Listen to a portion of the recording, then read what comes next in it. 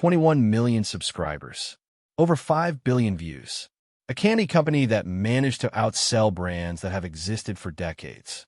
Ryan Trahan built one of the most unlikely empires on the internet, and he did it almost by accident, one small decision at a time.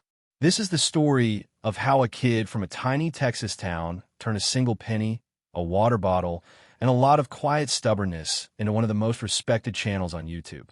Ryan Michael Trahan was born in Sugar Land, Texas, and spent much of his childhood in the small town of Eagle Lake. Long before cameras were involved, he already had an entrepreneurial streak. In high school, he started his first business, a reusable water bottle called Neptune, marketed as a simple solution to the endless waste caused by single-use plastic bottles.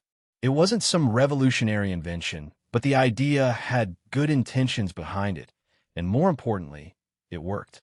Within the first year, the business pulled in over $50,000, which is an unusually strong result for a high schooler running a side project between classes.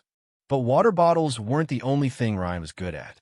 He was also academically sharp enough to graduate as valedictorian and athletically gifted enough to become a serious cross-country runner. That combination eventually earned him a spot as a college athlete at Texas A&M University, one of the largest schools in the country. He wasn't just filling a roster spot either. He placed third in a notable regional meet and earned conference-level recognition as a freshman, running a 5-kilometer race in a time that most casual runners could only dream of hitting. It was actually during this period, almost as a side hobby, that Ryan started posting videos of himself running. They were simple, unpolished, and never really meant to go anywhere. But one video, showing off his fastest ever mile time, quietly crossed the 250,000 view mark and started getting attention inside the running community online. It wasn't viral in the way we think of virality today, but it was enough to plant a small idea in his head that maybe there was something here worth exploring further. That idea eventually collided with reality.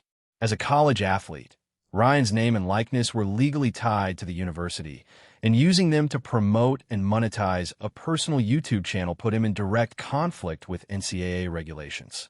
He tried to apply for a waiver so he could keep making videos while staying on the team. It was rejected, so Ryan was left with a decision that most people at the time would have called irrational: keep the safe, respectable path of college athletics and a degree, or walk away from it for a YouTube channel that, at that point, had only around 27,000 subscribers. He chose the channel. The years that followed were far from an instant success story. Ryan spent a good stretch of time trying to figure out who he even was on camera.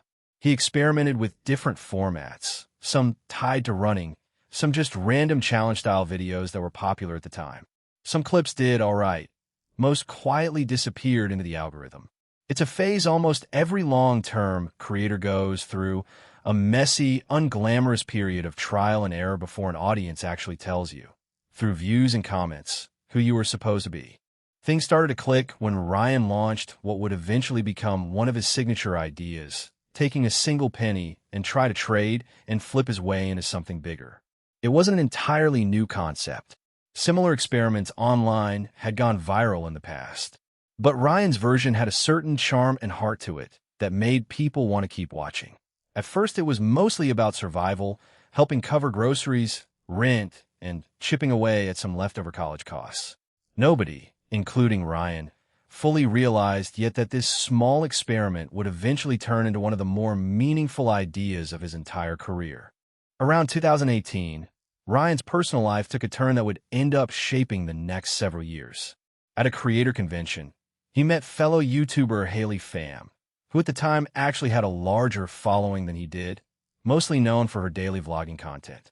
Their connection happened quickly, and it became public just as fast through collaborations and shared trips that doubled as content for both of their channels.